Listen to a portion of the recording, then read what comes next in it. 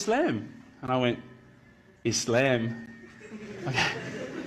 Mate, they're terrorists.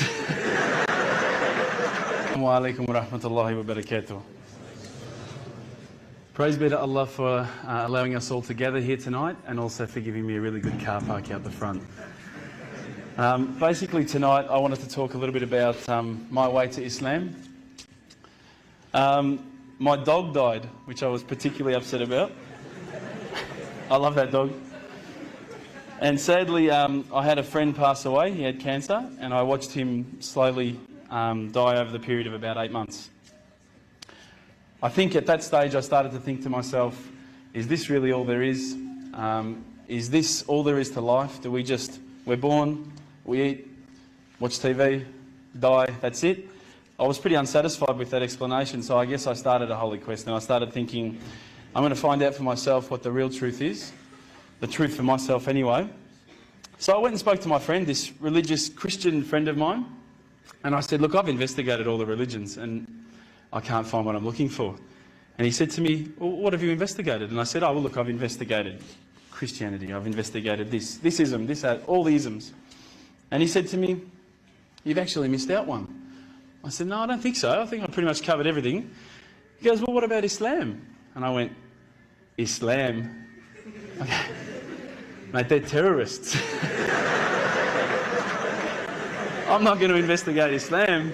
No, they're crazy. No way, you know. But lo and behold, alhamdulillah, I found myself walking into Preston Mosque one day. I was very nervous parking my car in the car park. I thought it might explode. I walked in through the doors. I looked around. There was hardly anyone around. I thought, good. I walked straight across the prayer rug with my shoes on. I walked straight past the brother praying. As he went into sujood, I almost stepped on his head.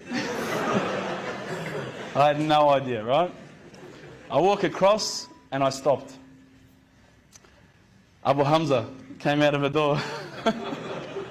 That's the brother who just introduced us before, Samir. And I thought, this is it. I'm about to die.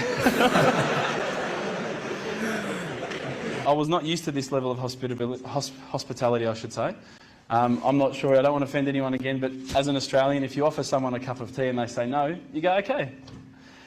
These guys wouldn't take no for an answer. Would you like a cup of tea, bro? No, thanks, bro. Are you sure? No, I'm right. Are you sure, bro? I'll go get one. No, I'm right, bro. No, I'm getting one anyway. Sure, look, I'll just get you one, right? No worries, I'll get you one. All right, man, I'll take the tea, you know? Subhanallah. But anyway, as I say, we get back to the questions I was asking the brothers. Now, what I'd found with a lot of the other churches and people that I'd spoken to, religious leaders, was that when I asked a question, they would quite often just say, your answer is this. I'd say, oh, okay, that's pretty good. When I was sitting down with the brothers from the mosque, when I would say, listen, I don't understand this, what about this? They would never just answer from their opinion. They would always pick up the Quran, they would open it up, and it would be like, they're like human indexes. They would just, bang, page 142, read this. And I would read it and I would go, wow, that's beautiful.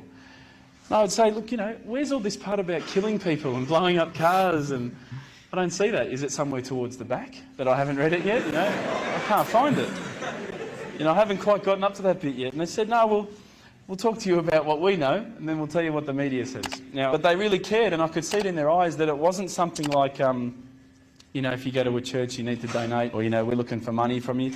These guys really cared, and it intrigued me. I thought, how can they care so much about something? It blew me away.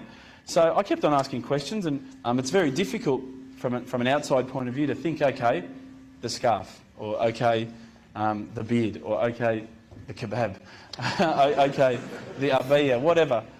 But once you start actually looking inside the religion, working as a whole unit, as in implementing every step of the way, it starts to make sense. And it started to make sense. One night, I was sitting at home. Now, I apologise to some people who may have heard this story. It's called the candle story. I was sitting at home and I thought to myself, I want to be, you know, one with myself again. I want to get closer to Allah. So I lit a candle. I opened the window. I had the blinds drawn. It was a nice night, a bit warm, you know. Thought this is about as spiritual as it gets, you know, a candle. The Quran. I'm sitting there reading, and I stopped and I thought to myself, look, this is the time. Tonight, Allah and me, we're going to have a bit of a conversation. We're going to, we're going to bond. All I need from you, Allah, is just a sign. Just a little sign. Look, nothing too major, just maybe a bolt of lightning. Bolt of lightning for you, man. Come on, you created the earth. This is just a bolt of lightning. It'll be easy. So I sat there and I went, okay, go. And I swear to you, nothing happened. Absolutely nothing. I was really disappointed. I said, Allah, this is your chance. I'm here, I'm asking you. Where's my sign? So I thought, look, I'll keep reading Quran and I'll talk to the brothers. I'll say that I spoke to Allah and He didn't answer me. Didn't even get an answering machine, nothing. So I turned the Quran, turned to the next page where I'd finished off. SubhanAllah, the very next verse that I read, for those of you who ask for signs, have we not shown you enough already? Look around you at the skies, the stars, land, the oceans. These are the signs for the people of knowledge. SubhanAllah, straight away my whole world changed. I was staring at the Quran, I was just in shock. I couldn't believe that I'd been so arrogant to ask for my own specific sign when the signs had been around me all the time. There's a creator because there's a creation. So I closed the Quran, I had the best night's sleep, I got to tell you. I went straight to the mosque the next day. Alhamdulillah, Abu Hamza was there again. I said, Abu Hamza, this is what's happened to me. He said, that's it, you become a Muslim today. There's no mucking around with Abu Hamza. But when I was pouring in, and I went, SubhanAllah, look at this religion. You know, I've been to churches where there's, 20 people, 30 people, 50 people.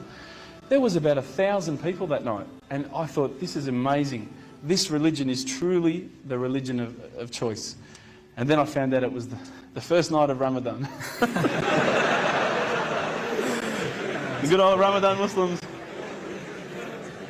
But still it was nice. Started to say the words, and all the fear went out of my body and out of my heart. Ashhadu an la ilaha illallah wa ashhadu an Muhammadan Rasulullah.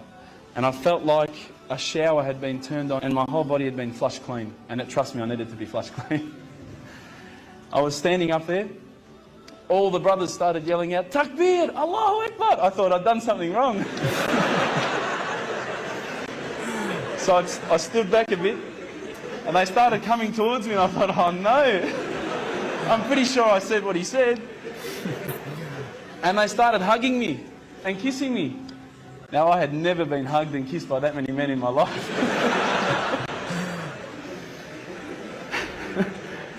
I went home with such a beautiful feeling because I knew at that stage that I had a clean slate. It was my chance now to start again, to forget about the drinking, to forget about marijuana, dope, whatever, anything else I'd done in the past, and to start doing good things.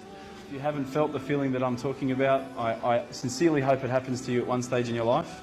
I encourage you to investigate all the religions, and particularly Islam. I would say that one of my favourite verses, I'll end with this verse, is a particular verse that says, let there be no compulsion in religion, because the truth stands clear from error. Assalamu alaikum.